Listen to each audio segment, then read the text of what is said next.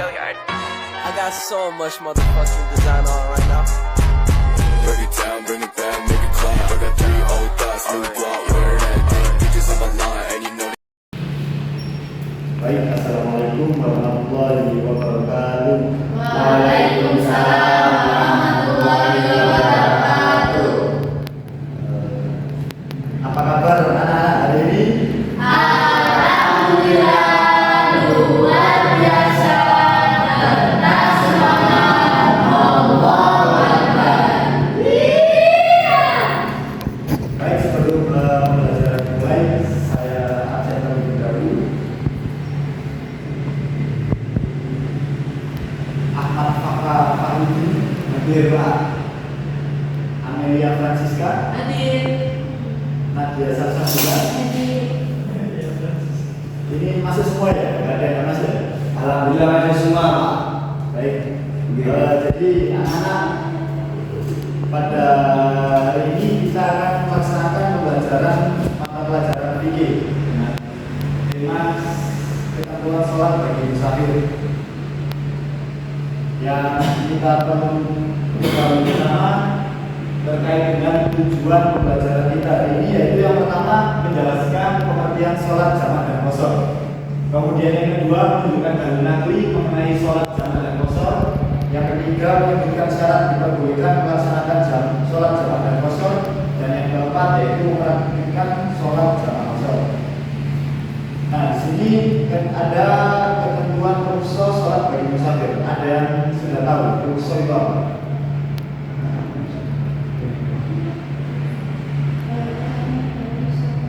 Rusa itu keringanan. Keringanan, Pak. Betul. Mbak Nadia, rukhsah yaitu keterangan keringanan. Jadi seorang musafir mendapatkan rukhsah atau keringanan dari Allah Subhanahu wa taala dalam pelaksanaan sholat. Nah, rukhsah ini ada dua. Yang pertama yaitu mengqashar sholat yang bilangannya 4 rakaat menjadi 2, dan yang kedua menjamak sholat zuhur dengan asar dan maghrib dengan isya. Adapun anak pengertian daripada mengqashar. Mengqashar, ada yang tahu pengertian dari mengqashar? Meringkas. Meringkas, betul sekali. Jadi mengqashar atau meringkas sholat. Mengqashar sholat ini adalah meringkas sholat yang 4 rakaat menjadi 2 rakaat. Jadi pada sholat zuhur dan asar dan juga maghrib dan isya. Kemudian ada syarat mengqashar. Ada yang sudah tahu syarat-syarat dari mengqashar sholat ini? Ya, Mbak Nadia, silakan. Daerah yang dituju harus ditentukan, dan yang kedua yaitu tujuan perjalanannya harus mubah bukan untuk kemaksiatan. Baik, kita sekali Mbak Nadia. Jadi untuk syarat mengqashar sholat yaitu yang pertama daerah yang dituju harus ditentukan. Jadi untuk perjalanan bagi seorang musafir agar mendapatkan rukhsah yaitu melebihi dari 80 km. Kemudian yang kedua tujuan perjalanannya harus mubah bukan untuk bermaksiat. Kemudian di sini ada dalil yang menjelaskan tentang mengqashar sholat. Bisa dibaca Mas Fakhruddin? Tidak kelihatan, Pak. Akan kelihatan. Baik, kalau tak kelihatan biar Bapak yang baca. Bismillahirrahmanirrahim. Wa idza darabtum fil ardi falaysa 'alaykum junahun an taqsuru minas shalah in khiftum an yaftinakum alladziina kafaru innal kafirina kanu lakum 'aduwwun mubina. Artinya, dan apabila kamu berpergian di muka bumi, maka tidaklah mengapa kamu mengqashar sholatmu. Dan jika kamu takut diserang orang-orang kafir, sesungguhnya orang-orang kafir itu adalah musuh yang nyata bagi. Jadi dalil di atas menjelaskan bahwasanya ini dalil perintah daripada mengqashar sholat. Kemudian menjamak. Ada yang tahu menjamak ini apa? Mbak Amelia? Ya, Mbak Amelia. Betul sekali. Menjamak yaitu menggabungkan sholat.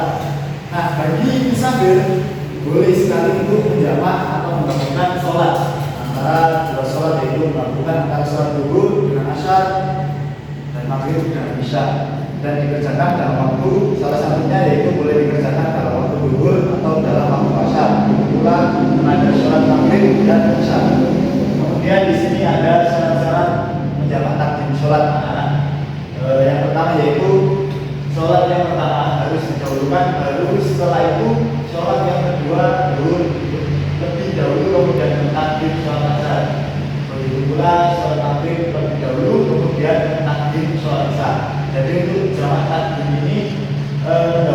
sholat yang akan kita jamak. Misal kita mau menjamak sholat duhur, jadi yang dilaksanakan kalau dahulu yaitu sholat duhur. Kalau yang maghrib tidak bisa, kita melaksanakan sholat maghrib terlebih dahulu. Kemudian yang kedua, ini ada niat jamak takdim. Ada yang sudah tahu niat sholat jamak takdim? Makna dia Pak. Saya Pak. Ya, silakan Mbak Nadia. Nawaitu usolli fardhu dhuhri rakaataini jam'an bil asri taqdiman wa qasran lillah ta'ala. Baik, betul sekali Mbak Nadia. Yang mana niat tersebut memiliki pengertian, yaitu saya berniat sholat duhur 2 rakaat jamak takdim dengan asyar dan dikosor karena Allah Ta'ala. Kemudian syarat menjamak takdim sholat yang ketiga yaitu harus dilakukan secara berturut-turut, tidak boleh ditunda terlalu lama atau jangan diselangi dengan waktu yang panjang. Kemudian yang terakhir harus masih dalam keadaan musafir sewaktu melaksanakan sholat kedua. Kemudian ada syarat menjamak akhir sholat. Ini ada 2. Yang pertama yaitu niat. Ada yang tahu niat dari menjamak takhir sholat? Paham ya? Amalia Francisca ya. Ya, ini Francisca. Ya, Francisca silakan. Nama itu gimana Pak? Ayo hafal, sudah hafal kan ya Amalia?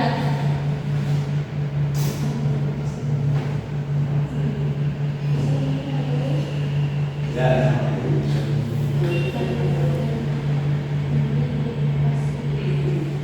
Nama itu usolli fardhu dhuhri rakaataini dengan bil asri takhiran wa qasran lillahi ta'ala. Baik, terima kasih Mbak Melia. Jadi untuk niat daripada menjamak takhir dan menjamak takdim ini cuma berbeda daripada usolli fardhu dhuhri rakaataini jam'an bil asri takdir. Nah, takhir diganti dengan takdir, betul. Mas Fahudi, bisa sekali. Nah, jadi pada hari ini kita sudah belajar terkait dengan pembelajaran sholat, ketentuan sholat bagi orang musafir, yang mana tadi sudah saya jelaskan terkait dengan pengertian daripada menjamak dan takdir sholat dan juga beserta syarat-syaratnya. Di sini Bapak mempunyai pertanyaan sebelum Bapak mengakhiri pembelajaran pada hari ini. Yang pertama, silakan dijawab oleh Mbak Amelia Francisca. Yang pertama, saatnya seseorang disebut musafir jika memenuhi 3 syarat, yaitu jawabannya A, keluar dari daerahnya. Betul sekali. Jadi untuk yang nomor 1 ini, seseorang disebut musafir jika memenuhi 3 syarat, yaitu jawabannya Mbak Amelia A, keluar dari daerahnya. Kalau jawabannya C, tidak mungkin kita pergi untuk tujuan bermaksiat. Kemudian yang kedua, Mas Fahudi, silakan. Seorang musafir mendapatkan rukhsah atau keringanan dari Allah Subhanahu wa taala dalam pelaksanaan apa? Salat. Yakin A, bukan B. A Pak, tetap A. Baik, betul sekali Mas Fahudi.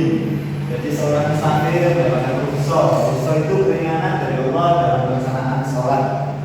Kemudian yang nomor 3, Mbak Nadia, silakan Mbak Nadia.